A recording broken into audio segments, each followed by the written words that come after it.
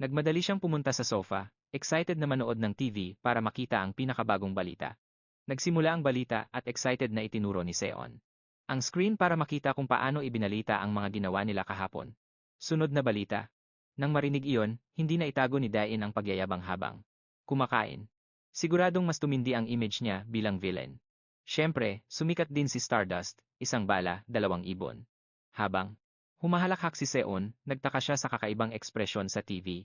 Oh, ano yan? Itinuro niya ang screen, sobrang excited. Sabi nila, nagde-date daw ang dalawang yan. Nagsalita ang news anchor. Nangyari iyon matapos pigilan ng A-rank hero na si Stardust ang tren kahapon. Una, pakitingnan ang litratong ito. Lumabas ang sandaling hinawi ng villain ang buhok sa mata ni Stardust para hayaan itong makapagpahinga.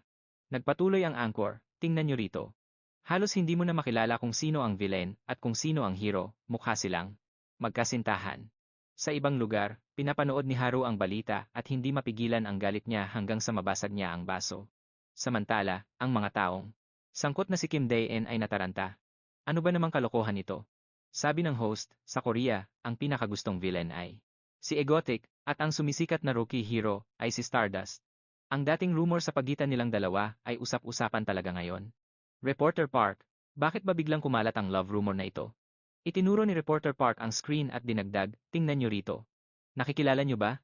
Tanong ng anchor. Ha? Oo. Caption nito na ang nakasulat ay Stardust. Hinampas ni Reporter Park ang kamay niya sa mesa, tumayo, at malakas na sinabi. Hindi lang ito basta caption. Ipinadala sa'yo. Stardust. Regalo ko ito para sa iyo. Iyan ang ibig sabihin yan. Sunod, ipinakita sa screen si Kim Dae-in na nakaluhod sa tabi ni Haru na walang malay. Sabi niya, sige na, Stardust. Mas magaling ka kaysa sa inasahan ko, panalo ka rito. Itinuro ni Reporter Park ang eksenang iyon at mariing sinabi. Tingnan nyo ng mabuti. Kung hindi ito pag-ibig, ano pa? Habang sinasabi ni Egotic ang mga huling salita at ipinikit ang mga mata ni Stardust, dahan-dahang nakatulog ang huli. Sabi ni Reporter Park, kung hindi nagde-date ang dalawang yan, ano ang tawag nyo rito? Sa kabilang dako, mag-isang nakaupo si Haru sa study room habang pinapanood ang segment na iyon. Malungkot ang pakiramdam ni Haru, nakatukod ang baba sa kamay niya, at naisip, nasa katinuan pa ba ang mga tao para iship ako sa baliw na villain? Na yon? Imposible. Hinding-hindi mangyayari yon. Nanahimik si Haru sandali, sabay tanong sa sarili, ano ba? Itong nararamdaman ko. Malinaw na galit at puot ang nararamdaman ko sa lalaking yon. Pero, kasabay ng mga nararamdamang ito, may nakakalitong pakiramdam na humahalo. Habang nakaupo si Haru na nagmumukmok at bumubulong sa sarili, may lumapit na babae. Si Chae-hyeon, na mukhang naaawa ay nagsabi kay Haru, Haru, siguradong pagod na ang kaluluwa mo sa dami ng schoolwork. Tapos, naglabas si Kim Chae-hyeon ng flyer para sa isang ice cream festival, ngumiti ng matamis, at sinabi kay Haru, ngayong araw, pagagalingin kita. Itinabi ni Kim Chae-hyeon ang flyer. At habang nagniningning ang mga mata, sinabing, magtiwala ka lang sa akin ngayon. Tara, magsaya tayo ng magkasama. Sa kabilang dako naman, walang katapusang pagrereklamo ang umaalingaw sa bahay. Alis tayo, dali. Nakahiga si Seon sa sahig habang nagtatantromat. Nagmamakaawang umalis. Hindi na alam ni Subin ang sasabihin, Seon, huwag ka namang masyadong makulit. Ayaw paawat ni Seon. Nakagawa na tayo ng dalawang terror incident, kaya naman gusto ko namang lumabas at maglaro. Sa sandaling iyon, nagsalita na rin si Kim Dae-in. Miss Subin, ano? Kaya kung mamasyal tayong lahat. Nang marinig iyon ni Seon, agad siyang napaupo at itinigil ang pagtatantrum. Ang mga babae ay naghiyawan sa tuwa. Napangiti na rin si Subin. Hawak ni Kim Dae-in ang kaparehong flyer ng ice cream festival na hawak ni Kim Chae-hyeon. Kanina. Ngumiti siya at naisip. Sa original story, wala ang parteng ito, pero okay lang siguro to, di ba? Sa panig naman ni Haru, gumaan na rin ang loob niya at nagsimula na siyang ma-excite para sa ice cream festival. Sa festival, may mga tao sa bawat sulok at punong-puno ng buhay ang paligid. Sabi ni Dae-in, wow, kahit tanghali ng ordinaryong weekday, ang dami pa ring tao.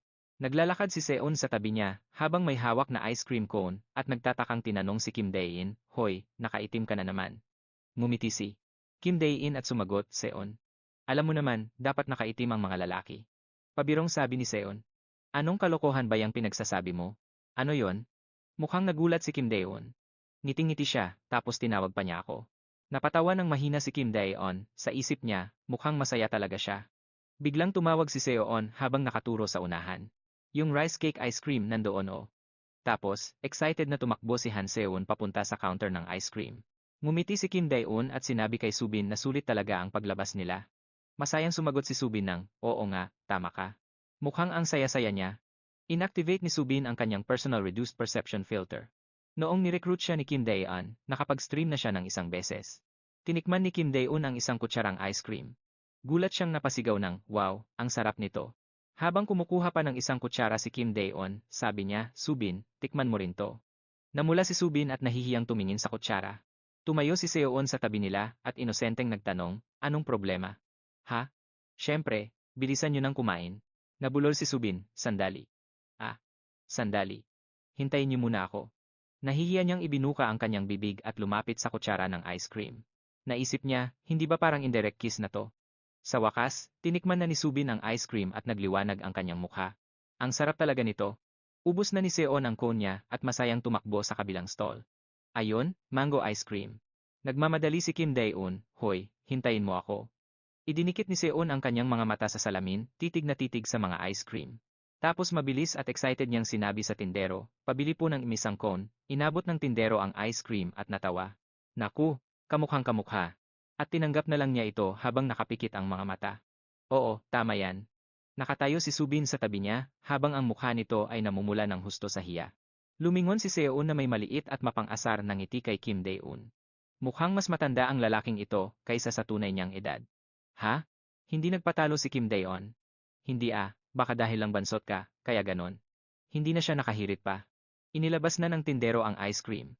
Heto na ang cone para sa bata. Isang cone at 2 cup nga po. Kinuha ng lahat ang kanilang ice cream. Ngumiti si Kim Dae-on at tinanong si Seon, nag-order ka rin ba para sa amin? Sumagot ang babae, syempre naman. Dapat mango flavor ang para sa pinuno ng Penguin Guild. Nagtaka si Kim Dae-on. Nagtanong siya tungkol sa bagong pagkakakilanlan na ito, Penguin Guild. Hindi na itago ni Kim Dae-un ang hiya sa ngiti ng tindero. Nailang siyang sumagot, wala lang yon. Bigla namang nanlaki ang mga mata ni Kim Dae-un sa gulat. Ang totoo pala, ipinapakita ng tindero ang litrato sa suot niyang damit. Isang larawan ni Kim Dae-un bilang isang taong kakaiba ang kinikilos. Tumawa ang tindero, ako mismo ang gumawa niyan. Maganda, di ba? Hindi nakapagsalita si Kim Dae-un. Nag-thumbs up naman si Seon bilang sagot. Parang sa pelikula. Maya-maya, nakaupo na silang tatlo sa bench habang nagpapahinga. Biglang may napansin si Kim Dae-un.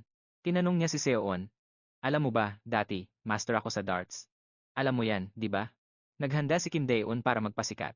Pero nagtanong si Seon, plano mo bang mandaya gamit ang remote control powers mo? Biglang natigilan si Kim Dae-un sa sobrang hiya. Sumigaw ang tindero. May event kami rito. Halina kayo. Nagpaliwanag ang staff na kapag tinamaan mo ang target ng 10 beses, mananalo ka ng 10 layer na ice cream. Sabi ni Seon, mas gusto niya ang consolation prize. Mukha raw kasing mas cute ang stuffed bear. Nagtanong si Kim Dae-un kung pwedeng mamili ang mananalo. Pumayag ang tindero at sinabing oo. Buong kumpiyansang nangako si Kim Dae-un kay Han Seon, hoy, makinig ka, kukunin ko yan para sa'yo. Inisip ni Kim Dae-un na magkukunwari siyang seryoso, tapos dahan-dahang gagamit ng power. Sa sandaling yon, lumapit si Kim Chae-hyun. Tinanong niya sa tindero kung magkano ang isang subok. Napansin niya si Kim Dae-un na nasa tabi lang niya. Napaisip siya, teka, parang pamilyar ang mukhang to.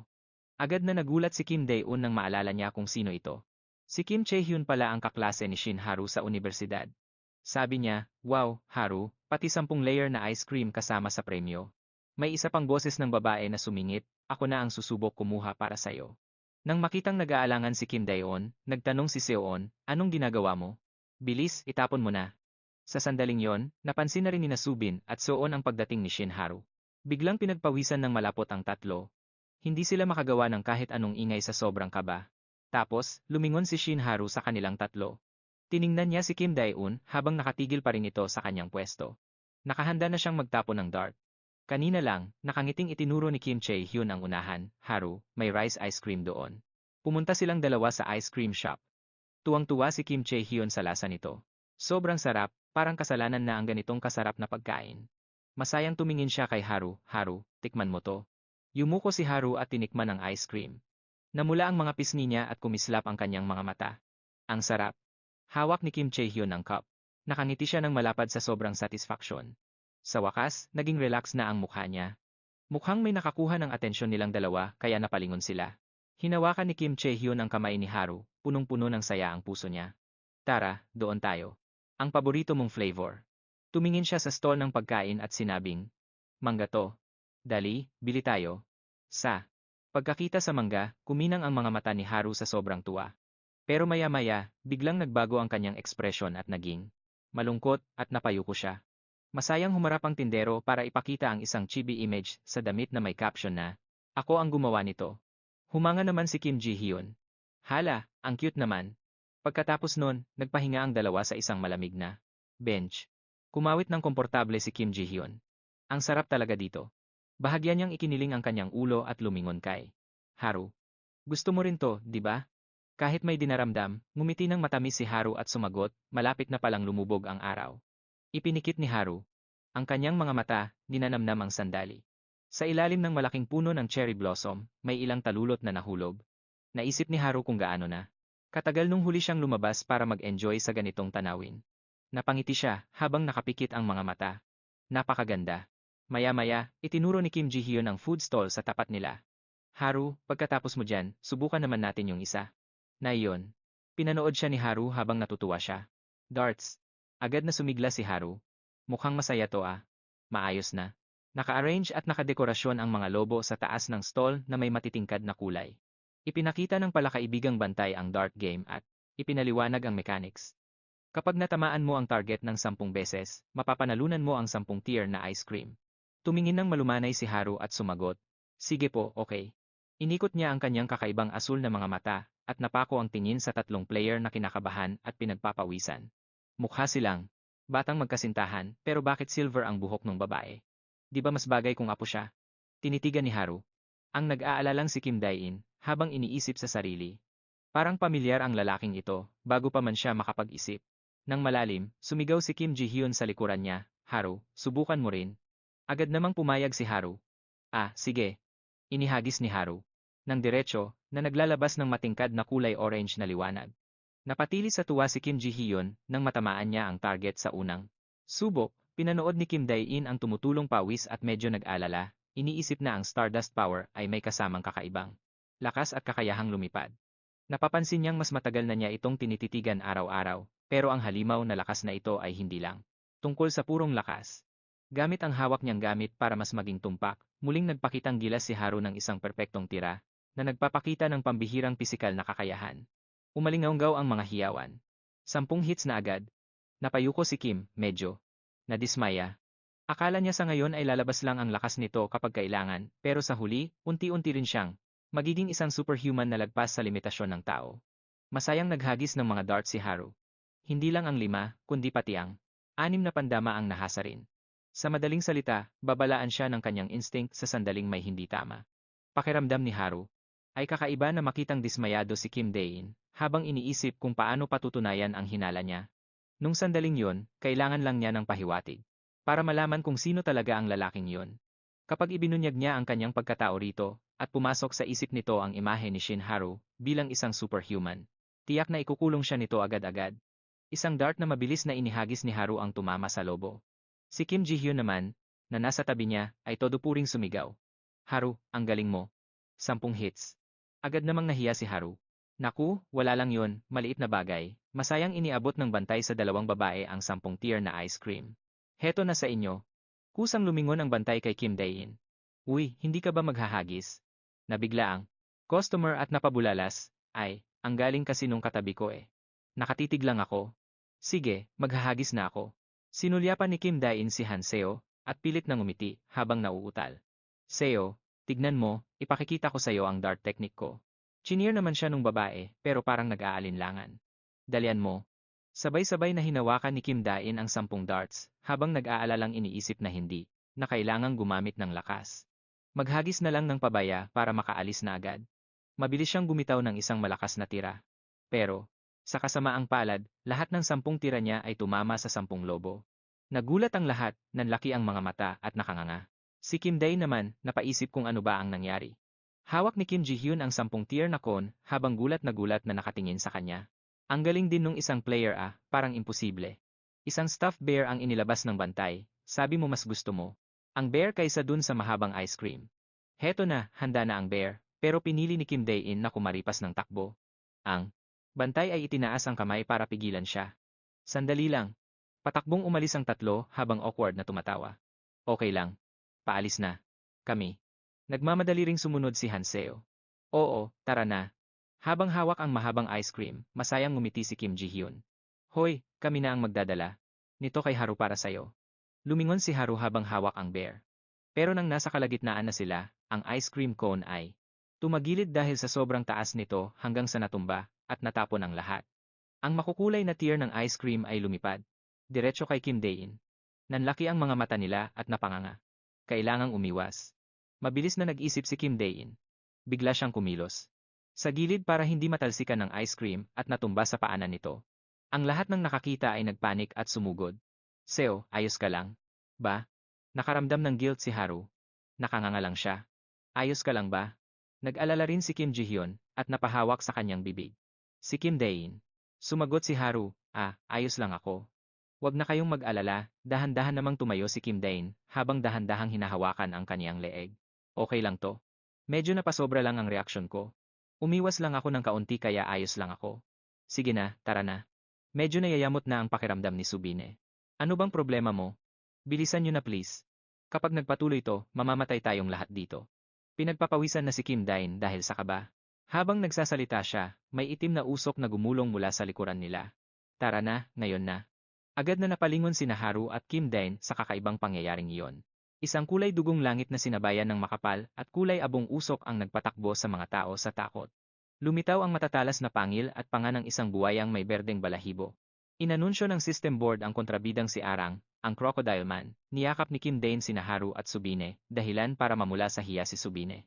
Dito lang kayong dalawa, isang matalim at mapagdududang tingin ang lumitaw sa mga mata ni Kim Dae-in. Ayon sa orihinal na kwento, hindi pa dapat lumilitaw ang lalaking iyon, pero bakit bigla siyang kumilos ngayon? Tila naintindihan ni Haru ang nangyayari kaya bigla siyang sumugod kay Kim Chae-hyan. Haru. Nagngit-ngit ang mga ngipin ni Kim Dae-in habang bakas ang sakit sa kanyang mukha. Masyado nang huli kung babalik pa siya sa asosasyon para kumuha ng filter na yon. Kung ito ang orihinal na Stardust, ang sandaling ipakita niya ang kanyang mukha ang magiging simula ng kanyang kasawian at pagbagsak. Lumitaw ang imahe ng isang babaeng may gintong buhok na itinatago ang kanyang mukha. Hindi maaari. Sa orihinal na kwento, kapag nagpakita siya, may masamang mangyayari. Biglang naramdaman ni Kim Dae-in ang matinding sakit sa kanyang katawan, nagnitnit ang kanyang panga. Kahit ano pang mangyari, kahit gumuho pa ang lahat, hindi niya hahayaang mangyari yon. Sumigaw si Kim Dae-in habang biglang sumabog ang mga lilang sinag sa kanyang buong katawan. Habang tumatagal, lalong lumalakas ang mga ilaw na iyon na bumabalot sa kanya, nalaglag ang kanyang pang-araw-araw na suot. Muli siyang nagpakita na naka-vest at eleganteng sombrero, ibang-iba sa dati niyang hitsura. Mamaya ko naliligpitin ang mga gamit ko. Nagtanong si Kaun, ang babaeng nakatayo sa likuran niya, ano ang gagawin mo? Hindi nagtagal, inutusan siya ni Kim na tulungan siyang i-broadcast ang mangyayari. Awkward na umupo si Kaun habang yakap ang kanyang stuffed bear at bumulong ng ilang salita. Arang? Nagwala ang buwaya at pinagbabasag ang lahat ng makita gamit ang kaniyang mga kamay. Stardust, kung hindi ka magpapakita, wawasakin ko ang lahat. Nagliwanag ang mga mata nito na kulay ginto habang nagsasalita sa broadcast. Hello, mga binibini at ginoo. Umalingaw-ngaw ang tunog sa mga itim na speaker, isang tunay na kontrabida ng panahong ito. Hawak ni Kim Dae-in ang mic habang nakangisi at ipinapakita ang kaniyang mga ngipin. Ang kaaway ng buong Republika ng Korea. Si Egostic. Umabot sa malalayong lugar ang kaniyang boses sa pamamagitan ng mga speaker. Ang lakas ng loob mong pumasok sa teritoryo ko, munting buwaya ka. Nakaabang naman ang mga nasa ibaba. Ano? Nagsimula ng mag-ingay ang mga tao sa online forums. Egostic, Egostic, Egostic. Sigaw ng mga tao, Diyos ko, siya ba talaga si Egostic? Isang account ang nagsabi na inamin na nito na siya ang kaaway ng lahat. Nagtaka naman ang iba, hindi ba hero siya noon? Ang lahat ay nalilito, pero sabik na sabik. Napuno ang screen ng nakakatakot na mukha ni Kim Dae-in. Tumingin siya sa ibaba at bumulong. Ngayon, mamamatay ka na rito. 3 taon ang nakalipas sa isang gusali ng malaking korporasyon. Sa loob ng isang lecture hall ng asosasyon, may isang boses na umalingaw-ngaw. Ang gamit na nasa harapan nila ay napakahalaga para sa mga hero. Isang nasa katanghalang gulang na lalaki ang nakatayo sa harap ng mga maayos na nakaupong manonood. Itinuro niya ang modernong makina sa tabi niya at sinabi, ang tinatawag na perception reduction device, o mas kilala sa tawag na filter. Paliwanag niya, kapag pumasok kayo sa makinang ito at lumabas. Sa loob ng takdang panahon, magkakaroon ng filter ang inyong mukha. Tanging ang mga mukhang may filter lang ang hindi makikilala ng iba. Dagdag pa niya, pero kung makikita ang mukha nyo ng taong kilala na kayo, hindi gagana ang filter. Malinaw ba? Sabay-sabay na sumagot ang mga tao sa ibaba, opo. Pagkatapos ay naging seryoso ang kaniyang mukha. Hawak ang mic, sinabi niya, kahit ang tanga, alam kung gaano kadelikado kapag nalaman ng publiko ang tunay na mukha ng isang hero. Wasak ang karir mo, wasak din ang buhay mo. Tandaan nyo yan. Nakaupo si Haru sa ibaba at buong lakas na sumagot, opo. Balik sa kasalukuyan, wasak ang mga kalsada at puno ng alikabok at usok. Sa sandaling iyon, nina Kim Chae-hyun at Haru ay pilit na umiiwas sa gilid ng daan. Nag-aalalang tumingin sa paligid si Haru, iniisip sa sarili na masyado ng huli kung babalik pa siya sa headquarters para kumuha ng filter. Ano ang dapat niyang gagawin? Biglang nagkuyom ang mga palad ni Haru, bakas ang matinding determinasyon sa kanyang mukha. Tinitigan niya ang nagkakagulong mga tao at naisip sa sarili. Sa sitwasyong ito, kailangan ko na bang maging isang hero? Mabilis na kinalas ni Haru ang kanyang panali sa buhok.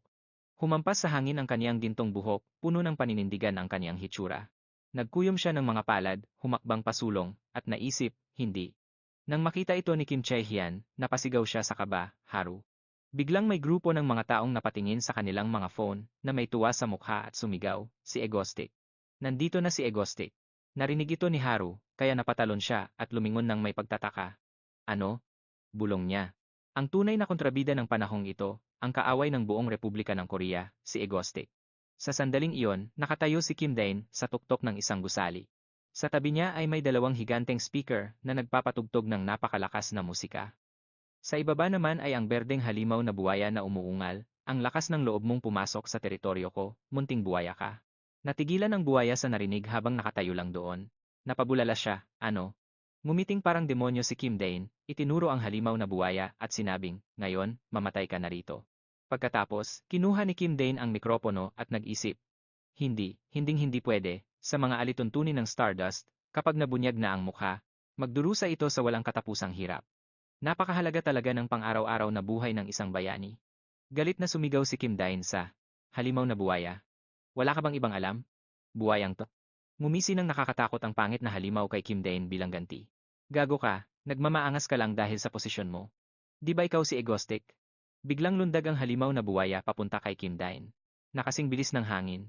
Sabi ni Kim Dain, hoy, bakit ba status ng status ang bukang bibig mo? May mga lumabas na komento. Dumating na ang isang tagahanga ni Stardust. Hoy, ginoong buwaya. Sumugod ang buwaya kay Kim Dain nang may galit na tingin at sumigaw. Papatayin kita. Noong sandaling iyon, mabilis itong gumapang paakyat sa pader ng gusali, gamit ang lakas nito para kumapit sa gilid ng rooftop. Umakyat ito hanggang sa itaas kung nasaan si Kim Dain. Pagkakita kay Kim Dain, umasta itong mabagsik at umungol ng, halika rito. Nang makita ito, gumamit si Kim Dain ng teleportation para umatras. Nang makita iyon ng halimaw, sumugod ito kay Kim Dain. Bigla namang nag-teleport si Kim Dain at lumitaw sa itaas ng halimaw. Sabi niya, anong sa tingin mo ang ginagawa mo ha? Malakas na hinampas ni Kim Dain ang ulo ng halimaw habang may kontentong mukha at sinabing, alam mo ang pangalan ko, pero di mo alam na kaya kong mag-teleport. Ang halimaw na buwaya, na nagulat sa tama, ay nagwasiwas ng mga kamay at paa para tamaan si Kim Dain. Pero tuwing malapit na itong tumama, biglang naglalaho si Kim Dain sa paningin nito. Galit itong sumigaw, buwisit kang utak lamok ka, lumaban ka ng maayos, harapan tayo. Mahinahong sumagot si Kim Dain, hoy, ako ang kontrabida rito. Habang sinasabi niya iyon, may mga lumabas na komento. Pinagpipilitan pa rin ng kontrabida na siya ang masama. Mukhang nalito si Dain sa mga komentong iyon. Patuloy silang lumalabas, pero bakit tumakbo papunta roon si Egostic? Isip ni Kim Dain, teka, kailangan ko itong ipaliwanag ng kaunti. Kundi, iisipin ng mga tao na pumunta ako rito dahil kay Stardust. Biglang huminto si Kim Dain, at sumigaw sa halimaw na buwaya. Sandali, hayaan mo muna akong magsalita. Sagot naman ng buwaya, sige, bilisan mo. Pasigaw na nagtanong si Kim Dain. Sige, pero tatanungin muna kita. Bakit mo ba ako biglang inatake? Walang pag-aalinlangang sumagot ang halimaw. Siyempre, ang pakay ko ay si Stardust at panay ang malasakit mo sa kanya, kaya kaaway na rin kita. Nagulat at natulala si Kim Dain, sabay isip ng, ano ba yan? Anong klaseng lohika yan? May mga lumitaw na komento. Alam pa nung tangang kontrabidang yan na gusto ni Egostic si Stardust. Di niya alam na marunong mag-teleport si Egostic, pero alam niya na gusto niya si Stardust. Oo. Marami pang komento. Dalawang lalaking nag-aagawan sa isang babae. Di ba pumunta siya rito para kay Stardust? Anong nangyayari? Paano napasali ang dalawang to? Hahaha. Ngayon na talaga. Biglang itinuro ng buwaya ang nalilitong si Kim Dane at sumigaw, at saka, ikaw ang unang nagsabi na papatayin mo ako. Lumabas ang mga komento, haha, eksakto. Natulala si Kim Dane at sumagot, kailan ko naman sinabi yon? Nang marinig iyon, nagnitnit sa galit ang halimaw na buwaya. Sumigaw ito, sabi mo. Nangahas akong pasukin ang teritoryo mo. Sabi mo pa, binabantaan ako ng maliit na buwayang to. Ngayon mamatay ka na rito. Di ba, sinabi mo yon? Natatarantang nagpaliwanag si Kim Dane. Hala, hindi ko sinabi yon. May mga lumabas na komento. Bakit biglang naging maamo ang pagsasalita ng buwaya? Paanong naging bantay yon? Biglang parang napuno na ang halimaw na buwaya. Galit na galit itong sumigaw kay Kim Dane, buwisit, nakakairita ka na talaga. Pagkatapos, ibinuka nito ng malapad ang kanyang mahabang nguso, at unti-unting may nabubuong bolang apoy sa loob. Nanlaki ang mata ni Kim Dane sa takot, iniisip na, lagot, di ba ultimate skill yan? Bago pa niya matapos ang iniisip, nagbuga ang buwaya ng dambuhalang apoy, na tumupok sa halos lahat ng nasa harap nito. Napakalakas ng ultimate fire-breathing skill ng taong buwaya. Buti na lang, mabilis na gumamit si Kim Dane ng teleportation at naiwasan ang nakakamatay na atake ng halimaw. Nagteleport siya sa likod ng halimaw, nangangatog sa takot sa nakita, at bulalas niya, isang tama lang, tepok agad sila. Humarap ang buwaya kay Kim Dane at matalim na sinabing, nagulat ka ba? Egostic. Noong sandaling iyon, hindi nag-atubili si Kim Dane at naglabas ng isang itim na tela, at biglang lumabas ang napakaraming baril mula roon. Habang nakatutok sa halimaw, tiningnan ito ni Kim Dane ng may malamig na mga mata, walang pag-aalinlangang ikinuyom ang kamao, at sinabing, magkita na lang tayo sa impyerno, hayop ka. Agad na nagpaulan ng bala ang lahat ng baril sa buwaya. Pagkatapos ng sunod-sunod na pagsabog, nabalot ng usok ang paligid. Lumipad pa itaas si Kim Dane, sumilip sa usok, at nag-isip, patay na ba to? Lumitaw ang mga komento. O, posible kayang buhay pa ang buwaya matapos ang matinding ratratan na yon. Bigla itong lumabas sa usok at sumigaw, akala mo ba masasaktan ang katawan ko ng ilang bala lang? Biglang nahulog ang maskara ni Kim Dane sa harap ng live stream camera. Mabilis siyang nag-teleport palayo sa phone. Dahan-dahan siyang naglabas ng gas mask, tumayo sa itaas habang nakatingin sa buwaya, at sabi niya, hindi, kailangan kong gawin yon para mapababa ang depensa mo. Bigla namang may ibinato si Kim Dane na isang hindi matukoy na bagay. Ngumisi lang ng mapang-api yung buwaya, ibinuka ng malaki ang bibig, at nilunok ito ng buo. Sumigaw pa ito, lintek kang pamatay lamok ka. Sa sandaling yon, isang matinding liwanag ang nagmula sa misteryosong bagay sa loob ng bibig ng buwaya. Nangisay yung buwaya na parang nakuryente, namimilipit sa sakit habang may lumilitaw na ginintuang liwanag sa paligid. Naisip ni Kim Dane, hoy, ikaw. Kaya pala nahirapan si Stardust sa kapal ng balat mo, no? Akala mo ba hindi ako maghahanda? Matapos ang ataking yon, naligo sa dugo ang buwaya. Saglit itong gumiwang-giwang bago tuluyang bumagsak at nawalan ng malay. Sunod-sunod ang mga comment na lumalabas. Egostic. Egostic. Ipinipilit ng marami na dapat na siyang kilalanin ng asosasyon bilang isang hero, pero tinatawag pa rin niya ang sarili niya na villain. Samantala, ang mga baril na nawalan na ng enerhiya ay nagsimulang magbagsakan sa lupa, dahan-dahan namang lumapag si Kim Dane sa rooftop. Kalat ang mga baril sa paligid. Habang nanginginig sa pagod, pilit na tinipon ni Kim Dane ang mga armas. Tumingala siya sa langit at dumaing. Buwisit, naubos ang lakas ko doon. Gusto ko sanang mag-alakol na telekinetic scene, kaso drained na ang powers ko. Halos hindi ko na nga mahawakan ang phone ko. Tapos, naalala ni Kim Dane ang live stream at nagbasa ng isang comment. So, pumunta ka ba talaga rito para talunin ang villain? Tarantang nagpaliwanag si Kim Dane na parang baliw. Makinig kayo, kaya lang ako nandito ay dahil buwisit ako sa buwayang yan. Huwag niyong isiping ginawa ko to para kay Stardust o para sa kabutihan ng lahat, ha? May lumabas na comment, kahit ano pang sabihin niya, siya ang tama. Bigla namang may bumagsak na ginintuang sinag ng liwanag sa rooftop kung saan nakatayo si Kim Dane. Si Shin Haru pala yun. Dahan-dahan siyang tumayo matapos ang isang bonggang landing. Nilapitan ni Haru si Kim Dane at tinanong, ikaw ba ang nagpabagsak sa kanya? Kalmadong sumagot si Kim Dane, oo, nakaharang kasi siya sa daan ko, kaya niligpit ko na. May pagdududa ang tingin ni Haru habang malamig na nagtanong kung bakit. Nagkibit balikat lang si Kim Dane at kalmadong sumagot, anong-anong ibig mong sabihin? Sigaw kasi siya ng sigaw na magjowa raw tayo ni Miss Stardust, kaya nabwisit ako. Nabigla si Haru. Ano? Pagkatapos ay isinuot ni Kim Dane ang kanyang headphones, tumingin kay Haru at ngumiti sabay dugtong, Miss Stardust, sa susunod na mangyari ang ganito, huwag ka na lang basta-basta magpapakita at gagawa ng eksena. Kapag nalaman ang pagkakakilanlan mo, magiging napakahirap ng buhay mo. Nagulat si Haru at napatulala na lang kay Kim Dane. Pagkatapos ay kinuha niya ang phone at sinabing, sige na, hanggang dito na lang ang stream natin para sa araw na to. Masyadong maraming hindi inaasahang pangyayari. Pagod na ako. May malaking event sa susunod na buwan, kaya abangan nyo yan. Isang comment ang lumitaw, sinasabi ba nilang dalawa sa stream na pinutol nila ang mic. Bigla namang naglaho si Kim Daene sa isang kisap mata ng liwanag, habang sinasabing, hanggang sa muli. Itinaas ni Haru ang kanyang kamay at sinabing, sandali. Baka sa mukha niya ang kaunting lungkot. Sa sandaling yun, nakabalik na si Kim Daene sa bahay niya. Nang biglang bumulwak ang dugo mula sa kanyang bibig. Walang mababakas na emosyon sa mukha ni Kim Daen, para na siyang nawalan ng kaluluwa.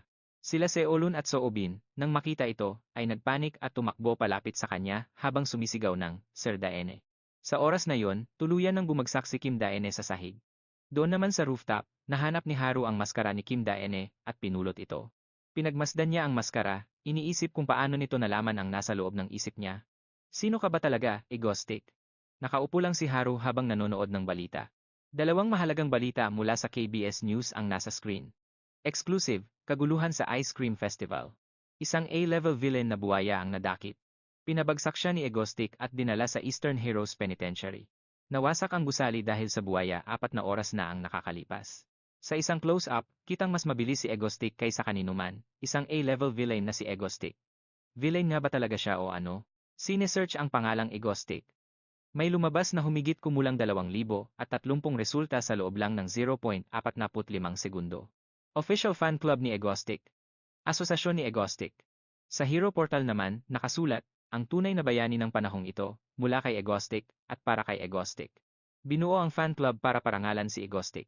Isang commenter ang nagtanong, Diyos ba si Egostic? Nakakalito raw ang paghanga sa kanya. Kapag sinimulan mo ng purihin si Egostic, mababan ka dahil sa pagsuporta sa isang villain. Bakit parang tumigil na ang lahat ngayon? Napahawak na lang si Haru sa kanyang ulo dahil sa sobrang inis. Bigla siyang may nakitang isang comment. Ano na bang ginagawa ng mga hero ngayon? Pakalat-kalat lang si Egostic sa kalsada habang bulag na naghihiyawan ang mga fans. Kung magpapatuloy ang Korea ng ganito. Sa ilalim ng post na yon, may isang comment na may kasamang nakakatawang icon ni Daene. Ang galing, di ba? Napasigaw si Haru, Diyos ko naman. Napahiga siya sa kanyang kama, ipinikit ang mga mata, at naisip na siya lang yata ang tanging may ayaw sa kanya. Naalala niya yung tindero ng ice cream na proud na ipinapakita ang suot na Egostic Club shirt. Ako mismo ang gumawa nito. Nakatayo naman sa tabi si Choi Hyun at nagpupuri, ay, ang cute naman. Tapos naalala niya yung babala nito sa kanya, Miss Stardust, sa susunod na may mangyari, huwag ka na lang basta-basta magpapakita at gagawa ng eksena. Pinahirapan si Haru ng mga tanong sa isip niya. Posible bang tama silang lahat, habang ako lang ang mali? Samantala, nakatayo sila Soobin at Seolun sa harap ng isang glass enclosure. Nakahiga sa loob si Kim Daene. Hindi mapigilan ng batang si Seolun ang magalit doon kay Miss Stardust. Bigla namang may narinig na tunog na ikinatigil ng bata. Idinilat ni Kim Daene ang kanyang mga mata, kumatok sa salamin, at nagtanong, bakit ba kayo umiyak? Ang dalawa, sa sobrang pag-aalala, ay napatingin sa kanya, at si Seolun. Agad siyang sumugod sa loob, niyakap siya, at humagulgol ng malakas. Pagkakita roon, pinatahan siya ni Kim Daen, sige na, tahan na, ayos lang ang lahat. Sa huli, gumaling din siya at nakasabay sa hapunan ang lahat. Hindi siya makapaniwalang nawalan siya ng malay sa loob ng 3 araw. Sa pagbabalik tanaw niya, baka dahil ito sa sobrang pag-teleport niya, at sa paulit-ulit na pagbuhat sa sarili niyang katawan gamit ang telekinesis. Kaya naman pala pagod na pagod siya. Biglang nagsalita si Seoon. Sa ngayon, kailangan mong alagaan ng maayos ang katawan mo ha. Masayang nangako si Kim Daen, sige, gagawin ko yan. Masaya niyang tiningnan ang bata, iniisip na kahit paano ay iniyakan siya ng batang ito. Mukhang epektibo naman ang paggugol ng oras sa kanya. Habang nangyayari iyon, nag-aalalang nagtanong si Subin, ano bang problema mo? Bakit bigla ka na lang tumakbo palayo? Inakala ng mga tao na isa kang bayaning nawawala. Sumang-ayon naman si Seoan at nagtanong, totoo yan. Hindi ko talaga maintindihan. Lagi na lang nilang pinag-uusapan ang tungkol sa mga villain. Kalmadong sumagot si Kim Daen, kung hindi ako kikilos, gagawin din naman yon ni Stardust. Ano, hindi pa rin niya maintindihan, sumagot si Kim Daen, dahilan para mapatigil ang bata, napakadelikado nito. Paliwanag niya. Kapag nangyari ang sitwasyong yan at nabunyag ang pagkakakilanlan ng isang bayani, malalantad ang lahat ng personal nilang impormasyon. Pagkatapos, anong mangyayari? Hahanapin sila ng mga galit na villain o iba pang masasamang loob at susubukang paslangin ang bayani. Hindi nakikita ni Seoon ang kahalagahan nito. Anong kinalaman yan sa akin? Paliwanag ni Kim, tingnan mo, hindi balanse ang mundong ginagalawan natin. Ang kawalan ng balanse sa pagitan ng mabuti at masama ay nangangahulugang karamihan sa mga bayani ay hindi sinusunod ang tradisyonal na landas. Mas pinipili nilang maging villain. Masyadong maliit ang pabuya sa pagpapakabayani at palagi pa silang ginugulo. Kaya imbes na maghirap bilang bayani, marami ang pumipili na maging villain. Para sa mas madaling buhay.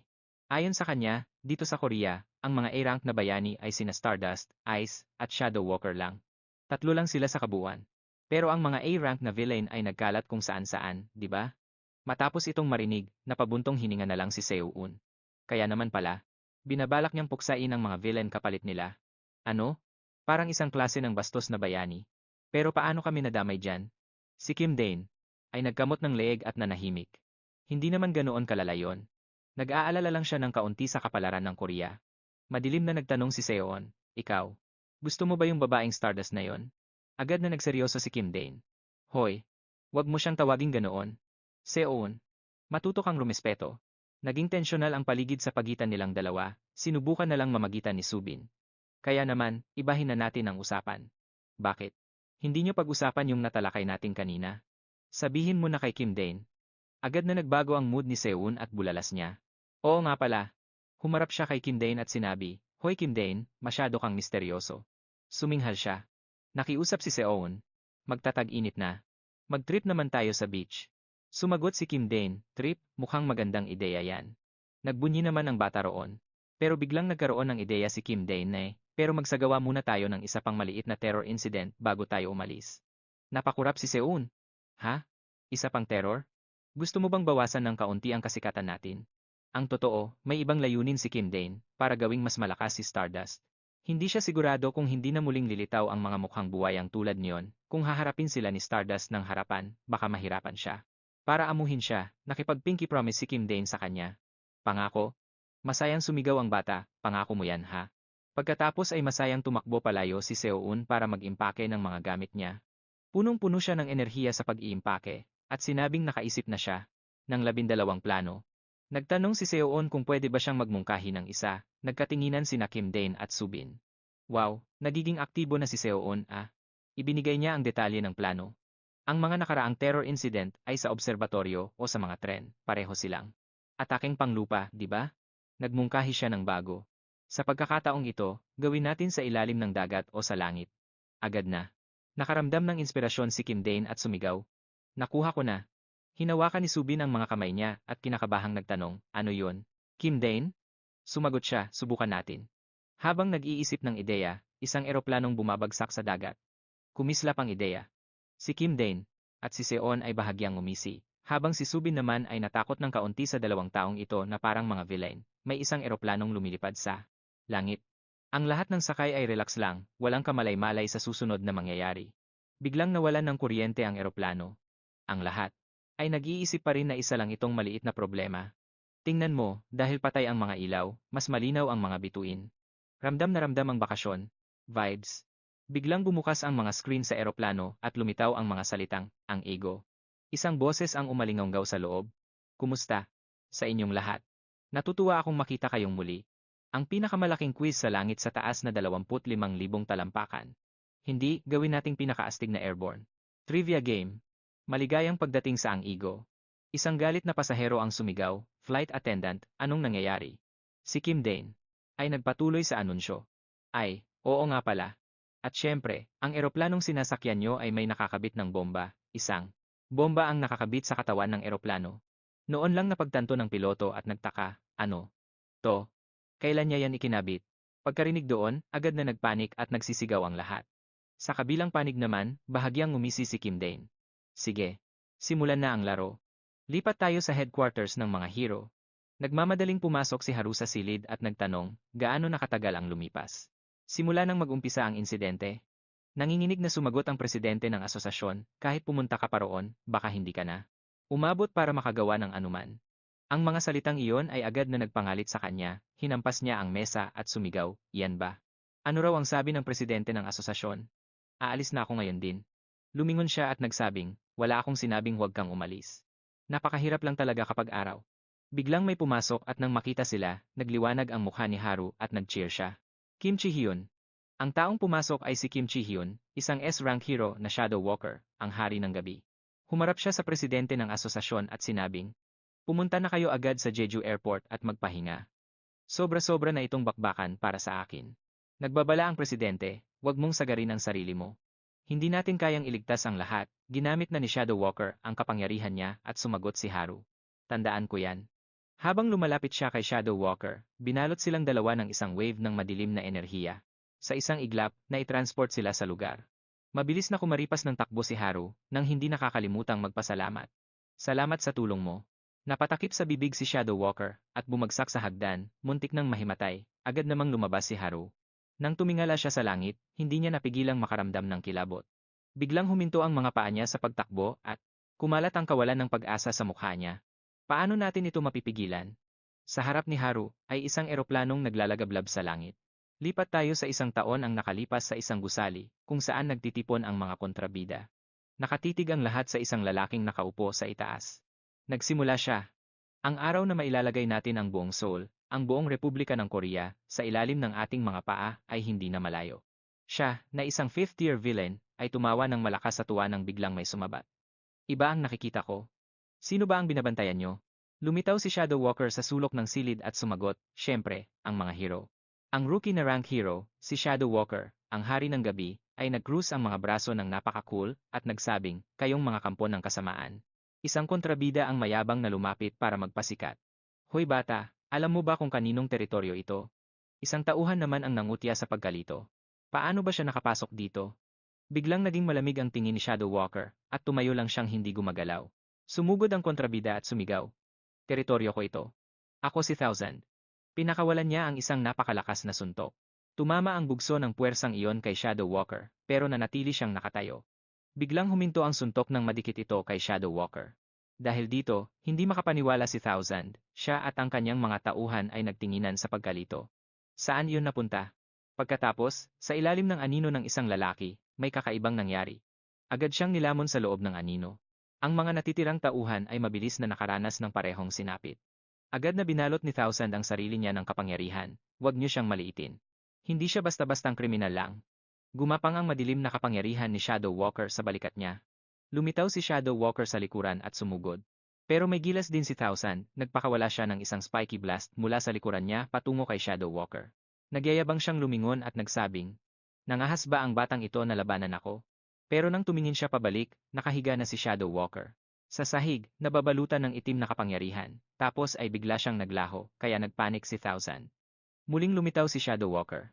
Sa likod niya, na may mga matang kasing pula ng dugo at nagtanong, hoy, ikaw na mukhang hedgehog. Kanina sabi mo teritoryo mo ito, di ba? Inabot niya ang kamay niya, umaapaw ang kulay abong kapangyarihan at nagsabing, pasensya na, pero ang lugar na ito ay naging teritoryo ko na ngayon. Isang madilim na kamay ang bumalot at lamon kay Thousand tungo sa ibang dimensyon. Naaalala ang tagpong iyon, nakahiga si Shadow Walker sa hagdan. Humihingal, naisip niyang mamatay na yata siya. Sa buong oras na ito, pinapanood ni Kim Dae-hyun ang buong pangyayari kay Haru. At sa hari ng gabi, naisip niya, sige, tumapak na ang pangunahing tauhan sa entablado. Ngumisi siya ng bahagya at nagsalita sa mic, sige, oras na para sa madula at huling puzzle. Magsimula na tayo. Hawak ng lahat ang kanilang mga phone, nagdarasal sa tindi ng kaba. Isang lalaki ang pinagpapawisan sa nerbiyos, habang inaalala ang nangyari 30 minuto ang nakalipas. Noong ang lahat ay takot na takot pa rin, isang matinis na tunog ang umalingawgaw kasabay ng imahe ni Kim Dae-hyun. Lalong kinabahan ang lahat, natahimik, at takot na takot gumawa ng kahit anong ingay. Pagkatapos ay nagsalita siya. Ngayon, bago magsimula ang laro, i-announce ko na ang mga rules.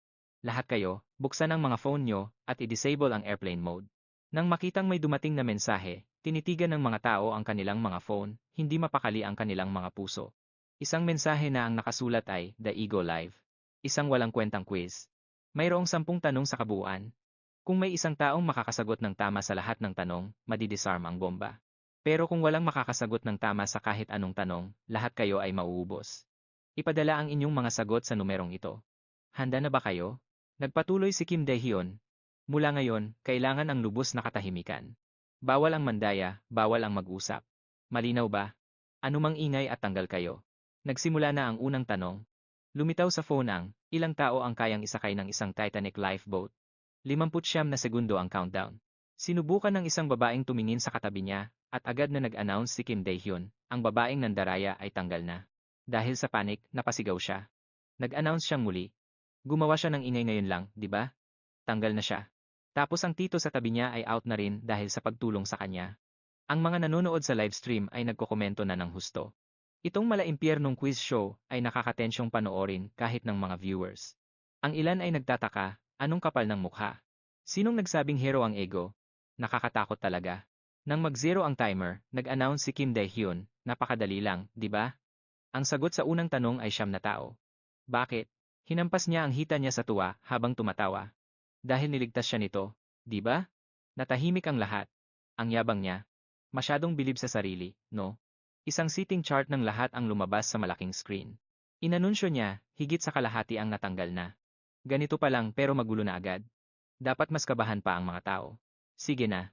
Susunod na tanong. Lumipas ang oras at patuloy na dumami ang mga natanggal. Ang iba naman ay nakahinga ng maluwag. Dahil nakaligtas sila sa tanong.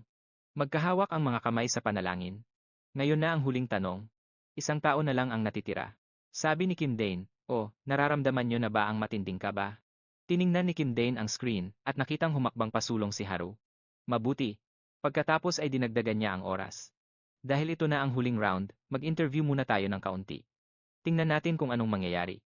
Ang buhay ng lahat ay nakasalalay sa isang salita niya. Yan si Ginoong Kim Dokbay mula sa Buyong County. Ikaw ang huling nakaligtas. Anong nararamdaman mo? Natatarantang sumigaw ang lalaki. Ang bigat ng responsibilidad. Sabi ni Kim Dane, bakit naman? Sinabi ko na sa inyo ang mangyayari kapag may nag-ingay. Takot na takot ang lalaki at ang lahat, pero nakahinga siya ng maluwag nang sabihin ni Kim Dane na. Sa bagay, dahil huling tanong na ito, mapapatawad ang isang maliit na pagkakamali, di ba? Hindi ba, lahat? Pero, ayoko ng ganoon. Pagkasabi niyon, natanggal ang lalaki. Marahas na yumanig ang eroplano sa gitna ng tilian ng lahat. Nag-apoy ang eroplano at bumagsak sa dagat. Sige, handa na ang entablado ng palabas. Oras na para lumitaw ang bida, si Stardust. Pero si Haru, nang makita ang eksenang iyon, ay nangilabot. Baka sa mukha niya ang kawalan ng pag-asa. Hindi niya alam kung paano ililigtas ang lahat. Tumingala si Haru sa bagay na sumasabog sa himpapawid. Pagkatapos ay mahina siyang nagtanong, anong gagawin natin ngayon? Sumagot ng walang pakialam ang presidente ng asosasyon mula sa kabilang linya, ano pa bang magagawa natin? Kalimutan mo na yan. Busi ako sa paggawa ng statement. Para harapin ang batikos. Letse, tumatawag na ang presidente. Kailangan ko ng ibaba. Napakuyom ang kamay ni Haru sa galit.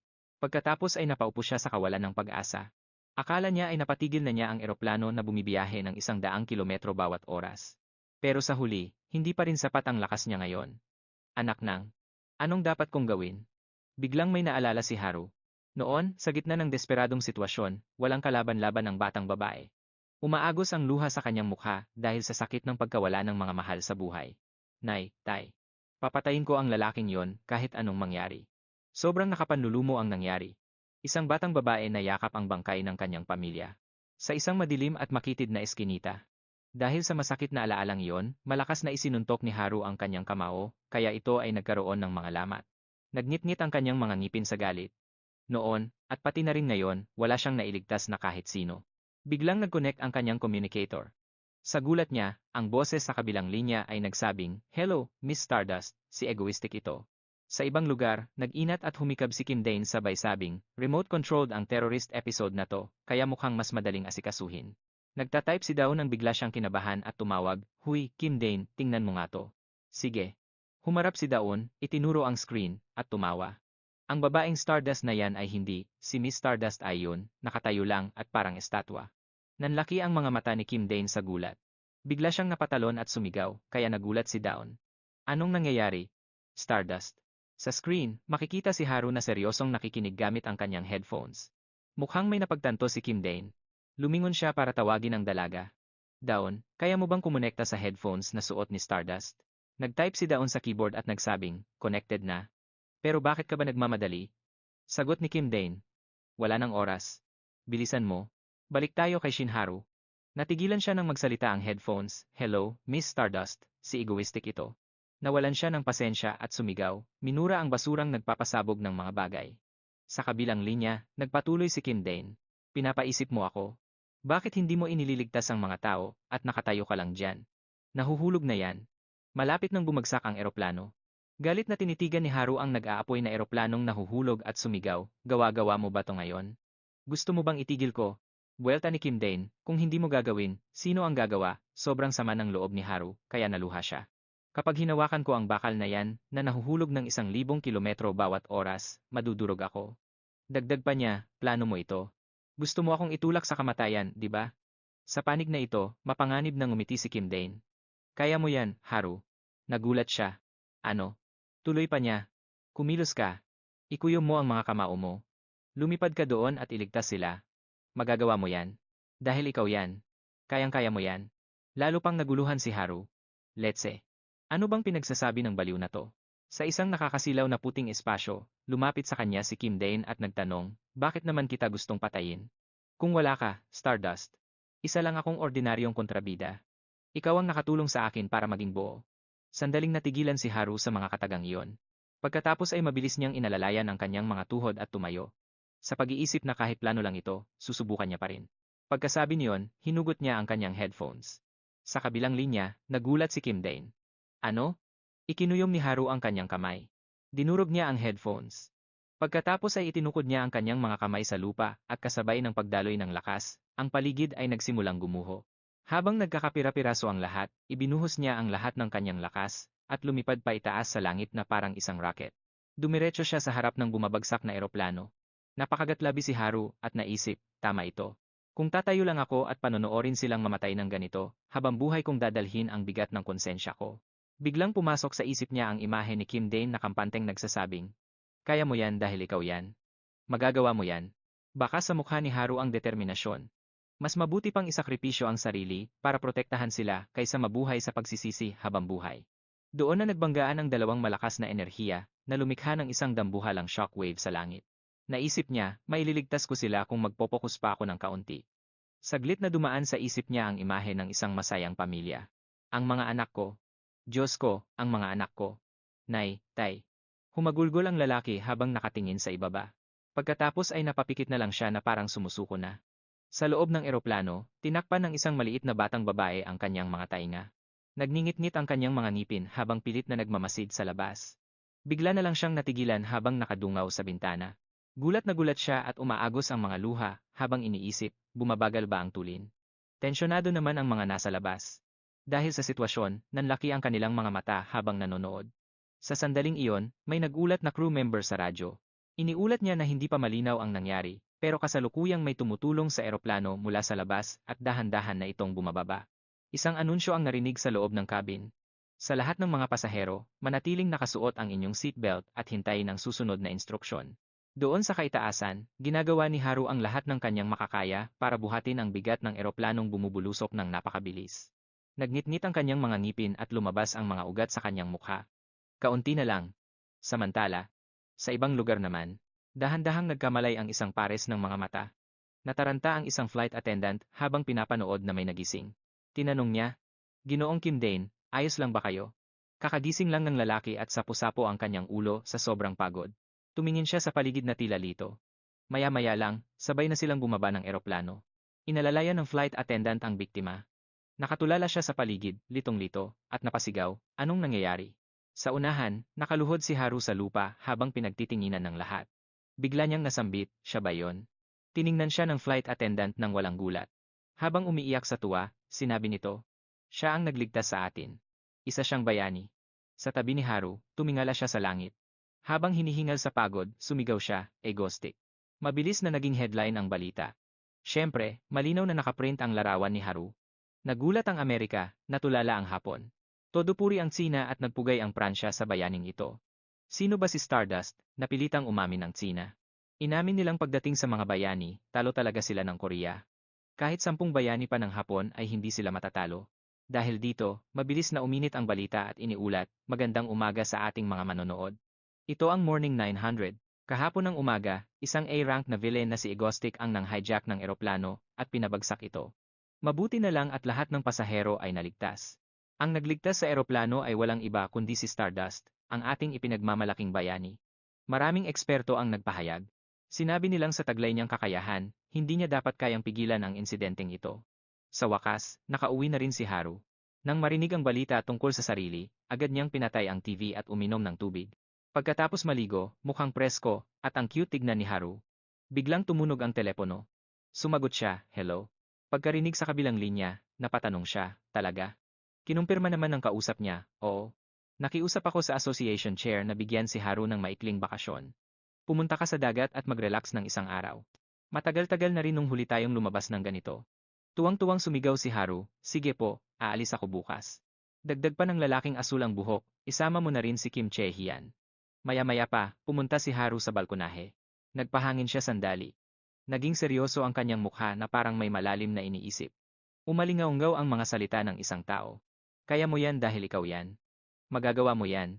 Bahagyang napangiti si Haru habang iniisip kung may naniwala na ba sa kanya noon. Isa lang naman siyang ordinaryong villain. Bigla, parang may napagtanto siya, bakit niya sinabi sa akin na iligtas yon? Kung sigurado siyang maililigtas ko ang eroplano, bakit niya pa ito pinabagsak? Umalingaunggaw ang mga sinabi ni Kim Dain. Ordinaryong villain lang ako. Ikaw ang nakatulong sa akin para maging ganap. Niyakap ni Haru ang sarili, nakakaramdam ng sakit ng ulo. Naisip niyang masyadong maraming misteryo si Igostik, pero nararamdaman niyang sinadya niya ang lahat ng ito para sa isang layunin. Kailangan niyang imbestigahan ng maigi ang mga kilos nito. Puno ng determinasyon ang kanyang mga mata nang biglang tumunog ang kanyang telepono. Nakita niyang tawag ito mula sa Hero Association. Ang mga susunod na sinabi ng kausap niya ang nagpagulat kay Haru. Ano? Muling sukatin ang force parameters. Mabilis na lumipas ang oras hanggang sa kinabukasan, nakasuot si Hansyo ng kulay gintong salbabida sa kanyang baywang. Tuwang-tuwa siya. Sa wakas. Nandito na tayo.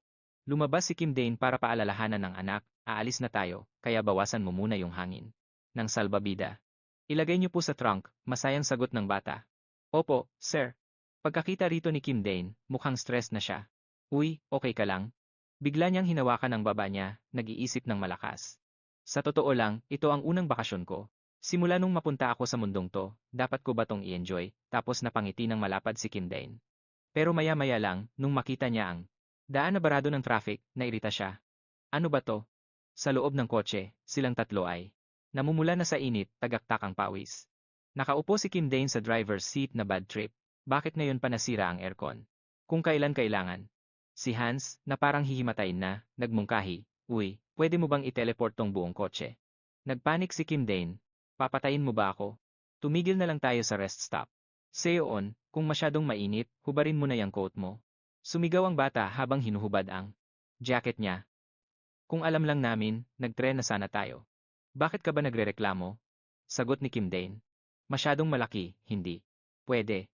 Si Seo naman, dahil sa kuryosidad, binuksan ang glove box sa tabi niya. Ano to? Hindi ba dapat pang bakasyon tong? Mga gamit natin. Gun case pala to. Nag-thumbs up si Kim Dain na parang proud pa. Malay mo kung anong mangyari. Si Seoan, sa likod niya, naglalagablab na ang galit, sumigaw siya, anong klaseng trip ba to? Agad siyang pinakalma ni Kim Dain. Pasensya na. Seoan, itabi mo na yung baril, at mag-usap tayo ng maayos.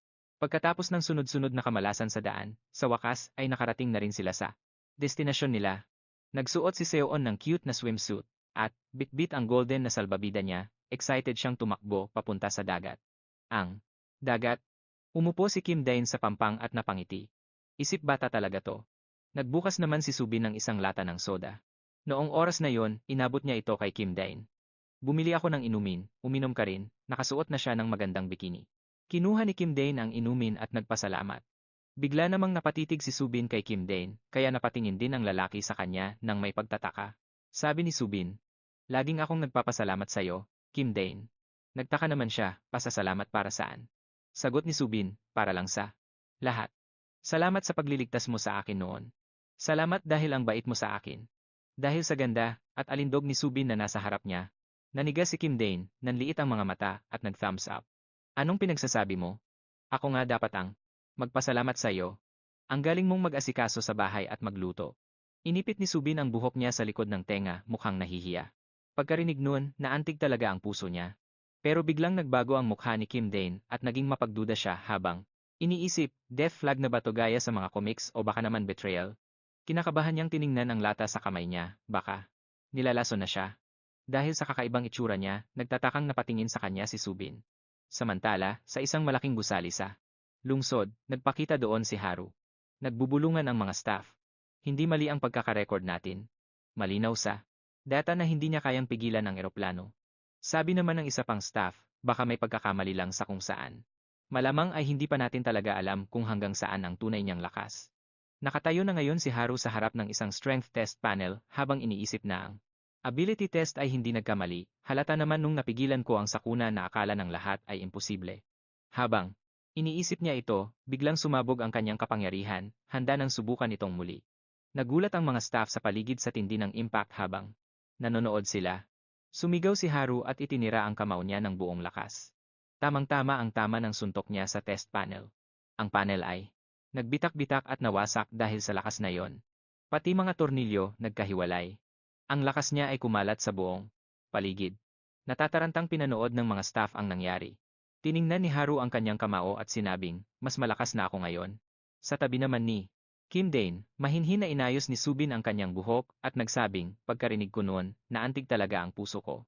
Nang makita ang ekspresyong yon, napakagatlabi si Kim Dane sa tensyon, sabay isip, death flag na ba to mula sa comics o baka traitor siya. Namutla ang mukha niya na parang may napagtanto siyang masama. Habang matindi pa rin ang sikat ng araw, si Seon nasuot ang kanyang salbabida ay nag-enjoy sa dagat, pero napansin niya ang dalawa sa pampang. Alanganing sumagot si Kim Dane kay Subin. Haha. Sana tulungan mo pa rin ako, Subin. Agad na umahon si Seon, itinuro ang dalawa, at sumigaw, huli kayo. Hoy, kayong dalawa. Naglalambingan ba kayo nang wala ako? Naguluhan at mahiyaing tumanggi si Subin, anong lambingan? Samantalang si Kim Dane naman ay mahinahong nagtanong. Dahil nagtataka siya, ha? Galit na sumagot ang bata, kung family trip to, dapat maglaro tayong lahat. Ngumiti naman si Kim Dane ng, nakakaloko. Ah, talaga? Napakunot noo si Seon dahil sa pagtataka sa itsura niya. Maya-maya, biglang naging. Nakakatakot na tito si Kim Dane, binuhat niya si Seon pati ang salbabida nito, kaya nagulat ang bata. Hoy, anong gagawin mo? Teka, pabirong. Inihagis siya ni Kim Dane sa dagat habang nakangisi ng nakakaloko. Anong ginagawa natin, naglalaro lang tayo. Bumagsak si Seon sa dagat. At pilit na umahon, sabay bato ng isang pirasong lumot sa mukha ni Kim Dane habang sumisigaw ng, pumasok ang tubig sa ilong ko. Ano ba yan? Napatawa ng pilit si Kim Dane habang pinapahid ang lumot sa mukha niya. Naisip niya na sa tagal ng panahon, itong mapayapang sandaling ito ay napakasarap sa pakiramdam. Tapos, ngumiti siya na parang demonyo at winisikan ng tubig si Seon habang si Subin naman ay nakaupo sa pampang at nanonood lang habang masayang tumatawa. Mabilis lumipas ang oras. Dumating ang gabi sa kalsada. May mga kakaibang sasakyang mabilis na dumaan kasabay ng may mga boses na nagtatanong, saan tayo lulusog ngayong gabi? Bususan Hotel, Marius Royal Hyperion, Han Grand Ambassador 2, sabay-sabay na sumagot ang lahat. Sumigaw ang leader sa madilim na silid na maghanda para sa isang malaking atake. Lipat naman tayo sa Marius Royal Hotel. Matapos ang isang masayang araw sa beach, bumalik na ang grupo ni Kim Dane sa hotel para magpahinga. Nagtanong ang receptionist. Magandang araw po, sa ilalim po ng anong pangalan ang reservation? Sumagot si Kim Dane, siguro kay ko, ngumiti ng matamis ang receptionist at iniabot ang keycard. Opo, kumpirmado na po. Heto po ang susi para sa room 2708. Naguluhan naman si Kim Dane at nagtanong, isang kwarto lang. Lumapit si Ko, tumabi sa kanya, at pasimpleng nagsipol habang nagpapaliwanag, mas mabuti na rin yung makatipid tayo ng kaunti, di ba? Dahil doon, hinayaan na lang ito ng grupo. Naglakad na silang tatlo para maghintay ng elevator papunta sa kanilang floor. Biglang napatili si Ko, oo nga pala. Malaki naman ang kama, kaya tabi-tabi na lang tayong matulog. Nanlaki ang mga mata ni Kim Dane. Isang kama lang talaga. Kahit na medyo excited at inaabangan ito, nanatiling kalmado si Subin at nagsabi, matagal na rin nung huling nangyari to. Masaya rin namang matulog ng tatlo sa isang kama paminsan-minsan. Pinagpawisan ng malapot si Kim Dane at tinitigan siya, pero ngayon lang tayo matutulog ng magkakasama ng ganito. Tahimik siyang nagdasal sa sarili niya, sana walang mangyaring anuman. Sana talaga. Wala namang nangyari talaga. Ano ba tong pinag-aalala ko? Haha. Talagang natulog lang silang tatlo ng payapa sa kama. Nakahiga si Ko sa gitna, himbing na himbing at humihilik pa. Nakapikit lang si Kim Dane para magpahinga nang bigla siyang makarinig ng mga bulungan sa labas ng pinto. Teka, gusto kong pasukin ang kwartong to. Tapos ay narinig ang pagbibilang para buwelo. 1, 2. Dalawang masked robbers na may hawak na baril ang sumipa sa pinto at sumigaw. Pitik lang ng daliri pa itaas ang ginawa ni Kim Dane, at agad na tinamaan sa panga ang dalawa, dahilan para tumalsik sila patalikod. Maya-maya pa, bumangon si Kim Dane, nagkusot ng mata, at naghikab. Saan ba nanggaling ang mga ugok na to? Nakahandusay at walang malay ang dalawa sa sahig. Maingat na sumilip sa labas ng pinto si Kim Dane. Nakita niya ang mga guest mula sa ibang kwarto na nakapajama pa habang kinaladkad ng mga taong mukhang FBI.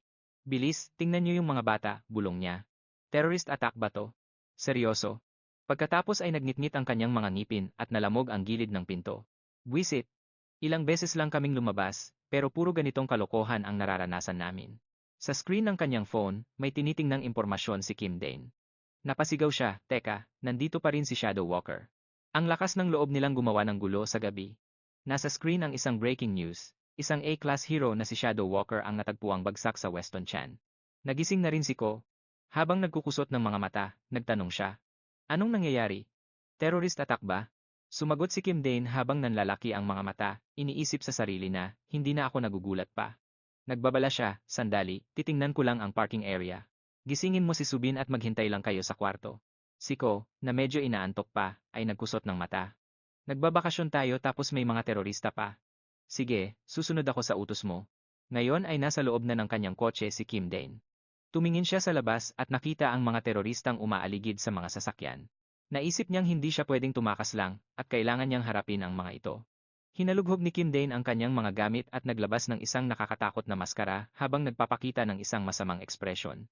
Sino ang mag-aakalang magagamit niya pala ang dala niyang ekstra na maskara? Sabi niya, bagay lang yan sa mga hayop na yan dahil sinira nila ang bakasyon namin. Halikayo, ipakita niyo sa akin ang mga pagmumukha niyo. Matapos makuha ang kanyang mga gamit, bumalik si Kim Dane sa hotel room. Gising na ang dalawang babae, nakaupo, at maayos na naghihintay. Inihagis ni Kim Dane ang mga gamit sa kanila at sinabing, gagamit tayo ng in-ears para sa mga utos. Tara na, guys. Mukhang tuwang-tuwa siya. Habang si Ku naman ay napabuntong hininga sa inis. Mukha talagang excited siya sa mga ganitong pagkakataon. Sa lobby ng hotel sa labas, nagbunton-bunton ng mga upuan ang mga terorista. Nakaupo sa tuktok si Monkey Spanner, isang A-rank villain. Sa ilalim niya ay ang mga tauhang nakatutok ang mga baril sa kung saan-saan. Hinimas ni Monkey Spanner ang kanyang baba at nagtanong, handa na ba? Tumango ang dalawa sa mga tauhan sa ibaba bilang tugon. Pinuri niya sila, magaling. Pagkatapos ay sumigaw siya habang nakaturo sa ibaba, ipahayag niyo sa Hero Association at sa gobyerno na may hawak kaming daan-daang hostage dito. Kapag hindi agad na ilipat ang pera sa account na ibibigay namin, papatayin silang lahat. Sa ibaba, ang mga nahuling guest ay pinilit na lumuhod sa sahig. Patuloy sa pagsigaw si Monkey Spanner, ang account number ay 1, 2. Biglang may umalingawnggaw na ingay na nagpalingon sa mga hostage at sa mga terorista sa isang tabi. Si Monkey Spanner, na naging alerto, ay biglang tumahimik at nakinig ng mabuti sa tunog.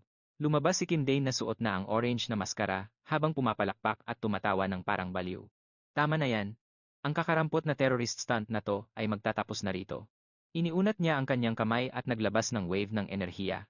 At agad-agad, ang baril sa kamay ng isang terorista ay nahigop ng puwersang iyon. Pagkatapos ay hindi mabilang na mga baril ang naagaw ng kapangyarihang iyon. Ang mga dulo ng baril ay bumaliktad at tumutok mismo sa noo ng mismong mga terorista. Itinaas ni Kim Dane ang kanyang kamao at nagpakawala ng isang malakas na pasabog ng puwersa sa buong hotel lot. Sa loob, takot na takot ang mga hostage dahil dito. Nagsulputan ang mga tili, ang mga balintataw ni Kim Dane ay nagdilim at naging kulay ube. Nanigas siya. Posible kaya na ito pa lang ay naubos na ang ilang buwang halaga ng kanyang extra energy reserves. Pagkatapos ay tumalon siya paitaas. At sumugod siya para atakihin si Monkey Spanner, pero sinipa siya ni Kim Dane sa sahig at saka ito naupo sa ibabaw niya. Habang nakatingin mula sa itaas, ngumisi siya na parang demonyo. Ang lalakas ng loob ng mga mahihinang to na maghasik ng terorismo dito, isip niya. Bigla na lang, nagliwanag ang mga mata ni Monkey Spanner sa kulay pula. Naglabas siya ng baril at itinutok ito diretso kay Kim Dane. Isang putok ang umalingaunggaw. Isang bala ang tumama sa tiyan ni Kim Dane, kaya pati siya ay napatingin sa sugat niya ng may gulat. Agad namang umalingaungaw ang isang baliw na tawa. Isang putok lang. Pero ang reaksyon ni Kim Dane ang nagpagulat kay Monkey Spanner. Nakaupo pa rin si Kim Dane sa ibabaw niya habang nakabaon ng bala. Sa tiyan niya, pero kalmado pa rin itong ngumiti at nagtanong, iyan na ba ang lahat ng kaya mo? Biglang naramdaman ni Monkey Spanner na wala siyang laban, at nawalan ng pag-asa. Sa itaas, pinapawisan na ng malapot si Kim Dane nang hindi naglalabas ng tunog. Sa ilalim ng maskara niya, namimilipit na ang mukha niya sa sakit. Naisip niya, lintek, masama to. Kapag gumalaw pa to sa loob ko, mauubusan ako ng dugo at mamatay. Sa ibaba naman, nagsimula ng igalaw ni Monkey Spanner ang mga paa niya dahil sinasabi ng kutob niya na kailangan na niyang tumakas agad. Nag-iisip siya ng malalim. Buwisit. Plano ko sanang gamitin ang pagkawala ni Shadow Walker para umatake ng mabilis at mawala. Posible kayang nasa listahan din niya ako. Kaya ba siya nagtago rito at hinintay? Ako. Sa itaas, pinilit ni Kim Day na tiisin ang sakit at nakangiting nagsabi, parang masyado kang tensyonado ah. Bibigyan kita ng pagkakataong tumakas kung kaya mo. Nagngit-ngit ang mga ngipin ni Monkey Spanner at nagpakawala ng suntok, sabay tanong ng, ano bang? Binabalak mo? Nanatiling nakaupo si Kim Dine. Balak, ha? Ang balak na pinag-iisipan mo ng husto, iyon ang totoong balak. Sinira mo ang bakasyon ko. Huwag mo kong gambalain. Umalis ka na habang kaya mo pa. Pero sa loob-loob niya, nagmamakaawa na siya, pakiusap, huwag ka nang mag-isip. Nang kung ano-ano. Alis na. Kahit ang pagmulat lang ng mga mata ko, nahihilo na ako. Nag-isip uli si Monkey Spanner. Pagkakataon ko na to. 'Di ba? Kung palalakasin ko ang kapangyarihan ko, makakabawi ako agad. Pinanood ng mga takot na bihag ang mabilis niyang pagtakbo patungo sa labasan ng hotel, habang bumubulong. Ako, si Monkey Spanner, ang magiging hari ng Korea balang araw. Hindi ako pwedeng mamatay rito. Pero mula sa labas ng galay, pinto, isang suntok ang biglang tumama, kasama ang mga piraso ng matatalim na salamin. Ang suntok na iyon ay nagpatalsik kay Monkey Spanner pabalik ng malakas. Ang katawan niya ay parang sumabog na raket na nawala sa direksyon. Dumating si Haru sa tamang oras at sumigaw ng babala sa mga terorista. Napapaligiran na kayo. Ibagsak ang inyong mga armas at sumuko na. Pero nang tumingin siya sa sahig, nakita niya ang tumpok.